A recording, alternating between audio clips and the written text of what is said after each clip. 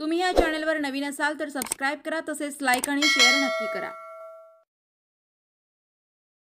बोला समाधान अवताडे जी बोला। अध्यक्ष महोदय, अतिशय महत्त्वाचा प्रश्न आहे अध्यक्ष महोदय। अध्यक्ष महोदय, विषय माझ्या मतदारसंघातला पंढरपूर शहरामधला आहे। अध्यक्ष महोदय, दक्षिणची काशी म्हणून पंढरपूरला आज आपण संबोधलं जातंय।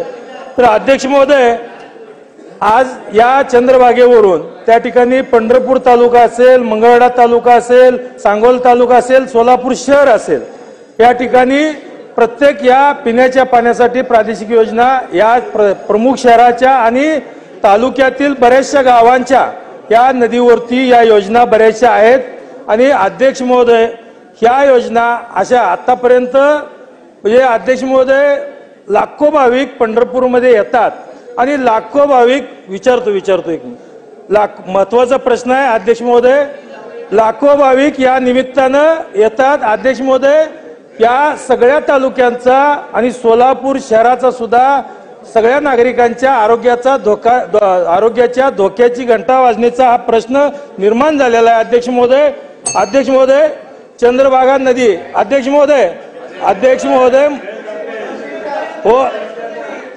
महोदय चंद्रभागा नदीमध्ये केंद्रीय प्रदूषण नियंत्रण मंडळाच्या मार्गदर्शक तत्वानुसार बायोलॉजिकल ऑक्सिजन डिमांडनुसार प्रदूषित नद्यांची वर्गवारी केली जाते।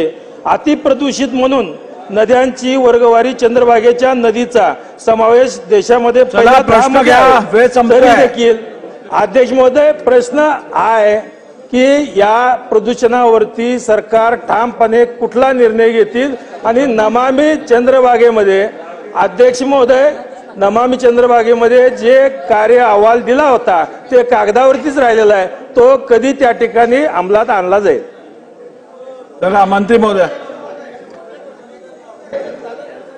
अध्यक्ष महोदय, सन्माननीय सदस्यांनी जो विषय विचारलाय त्याच्यामध्ये दोन विभागांचा विषय येतो।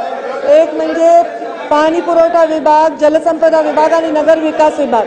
तर मी स्वतः, कारण मी सुद्धा या महाराष्ट्रातली विठ्ठलाची भक्त आहे, चंद्रभागेच्या पावित्र्याविषयी मला त्याची पूर्ण जाणीव आहे।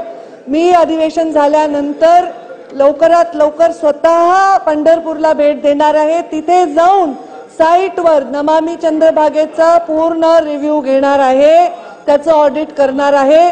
संबंधित विभागांना, जे पाणी पुरवठा विभाग आहे, जलसंपदा विभाग आहे आणि नगर विकास विभाग आहे, यांना सुद्धा त्याच्यामध्ये त्यांच्या अधिकाऱ्यांना बोलवणार आहे।